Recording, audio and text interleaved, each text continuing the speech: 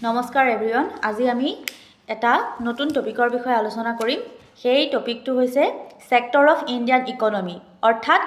Indian economy ভাৰতীয় অৰ্থনীতিৰ যেটো ব্যৱস্থা সেই ব্যৱস্থাটোক আমি কেনেদৰে শ্ৰেণীবিভাগ কৰিব পাৰো এতিয়া সেই তাৰ বিষয়ে জনাৰ আগতে আমি প্ৰথমতে জানিব লাগিব ইকনমি বুলিলে কি বুজো গতিকে ইকনমি মানে হৈছে পিপল R engage in various activities this make up the different sector of economy আমি দৈনন্দিন জীৱনৰ সকলো মানুহে বিভিন্ন ধৰণৰ কামত আমি কি হয় অংশগ্ৰহণ কৰোঁ বা বিভিন্ন ধৰণৰ এক্টিভিটিজ আমি কৰোঁ আৰু সেই এক্টিভিটিজখিনি কি কৰে দে build up and make up the different sector of economy সেইখিনিয়ে কি কৰে এটা ডিফাৰেন্ট অৰ্থনৈতিক ব্যৱস্থাত শ্ৰেণীবিভাগ কৰে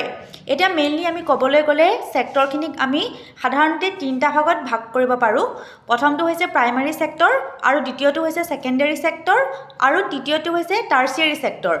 এই প্ৰাইমাৰী সেকেন্ডাৰী আৰু টাৰ্চিয়াৰী সেক্টৰ এই তিনিওটাক আমি একেলগে কি বুলি কওঁ ইণ্টাৰডিপেণ্ডেন্স বুলি কওঁ অৰ্থাৎ কি ইটোৱে সিটোৰ ওপৰত চেইন এডালৰ দৰে ইটোৰ লগত সিটোৰ কানেক্টেড হৈ থাকে